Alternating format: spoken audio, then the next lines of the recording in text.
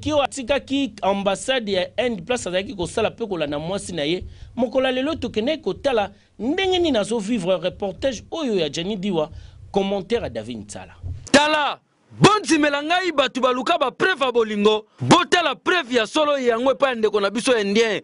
awa lingala facile s'intéresser ndenge azali ko vivre pa ba bokilo na ye na tongo alamuki awuti ko sokola comme d'habitude na Kishasa na Kikozo ko bimana lokola mwasi na Melisa mwana ye moka koti na misala ya ndako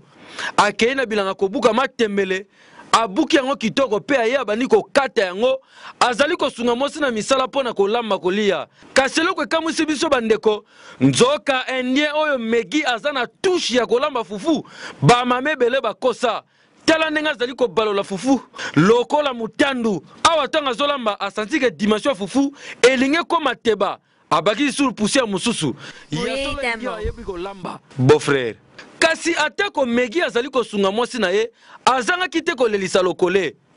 ezala ki denge nini lokole nazo vivra na pass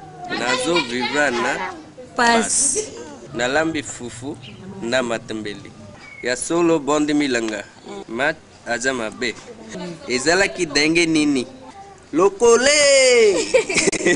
ya solo ndenge baloba na Kishasa basi ya Congo bazalaka basi ya solo tala ndeko na biso mwasi oyo azali ngwashi ya bandundu endie akangami ye endie akomi ko vivre pa babokilo azosala pe misala kitoko na kokamwa beau frère ah bonzimela ngai bolingo ko memo sika ondimi te beau frère megi vanda na yo oyebi kolamba oza pena mobali malamu ya sol beau frère